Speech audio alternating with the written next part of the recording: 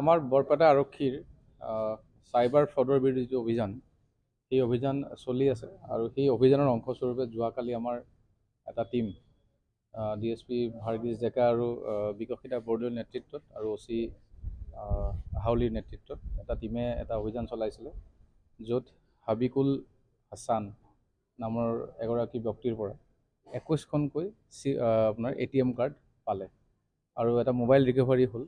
আৰু এই মোবাইলটোত আমি বিভিন্ন ধৰণৰ তাত তথ্য পাইছোঁ, য'ত নেকি এই ল'ৰাজন অনলাইন গেম এণ্ড বেটিঙৰ লগত জড়িত আছে আৰু তাৰোপৰি বিভিন্ন ধৰণৰ এপছবিলাকৰ সৈতে তেওঁ ইলিগেল যিবিলাক বেটিং, এইবিলাকত তেওঁ ইনভলভ আছে। আমি সেইবোৰ পাইছোঁ, যিটো আমাৰ প্ৰাৰম্ভিক তথ্য।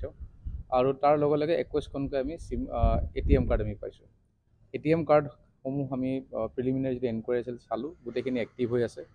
ইয়াৰ ডিটেইলছখিনি আমি উলিয়াই আছোঁ আৰু এতিয়া যিগৰাকীক আমি ধৰিছোঁ, তেওঁক আমি অনাৰেবল কোৰ্টৰ সন্মুখত কেছ ৰেজিষ্টাৰ হোৱাৰ পিছতে প্ৰডিউচ কৰিম, ৰিমাণ্ডত ল'ম। আৰু এই ATM কাৰ্ডখিনি কেনেকৈ পালে, ক'ৰ পৰা আহিল, কিয় আনিলে, এই গোটেই কথাখিনি আমি বিতংভাৱে চাব লাগিব। আমাৰ আপোনালোকে জানে যে চাইবাৰ যিবিলাক ফ্ৰড, যিবিলাক এনেকুৱা ধৰণৰ কাম কৰি আছে, ATM কাৰ্ড, মিউল একাউণ্ট এইবিলাক লৈ পেলাই, তাৰ বিৰুদ্ধে আমাৰ অভিযান অব্যাহত আছে। আৰু এই ক্ষেত্ৰত আমাক সমগ্ৰ বৰপেটা জিলাৰ যিসকল সচেতন নাগৰিক আমাৰ বৰপেটা পুলিচক সহায় কৰি আছে, তেওঁলোকে বিভিন্ন ধৰণৰ তথ্য আমাক দি আছে আৰু তেওঁলোকে ইয়াৰ পৰা পৰিত্ৰাণ পাব বিচাৰিছে। এতিয়ালৈকে আমি টোটেল সৰ্বমুঠ 24জন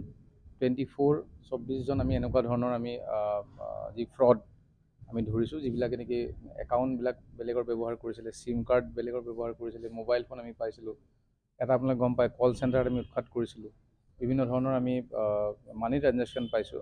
এতিয়াও আমাৰ কেইবাটাও টীমে বিভিন্ন ভাগত বিভক্ত হৈ পেলাই এইবিলাক বস্তু চাই আছে। বহুত ৰাইজে তেনেকুৱা ধৰণৰ তথ্য আমাক দিছে, আমি সেইবোৰো পুংখানুপুংখভাৱে আমি এনালাইচিছ কৰি আছোঁ। যেতিয়া আমি এভিডেঞ্চ পাম সেই ব্যক্তি বা সেইজন মানুহৰ এগেইনষ্টত, ডেফিনেটলি আমি এজ পাৰ ল' একশ্যন ল'ম।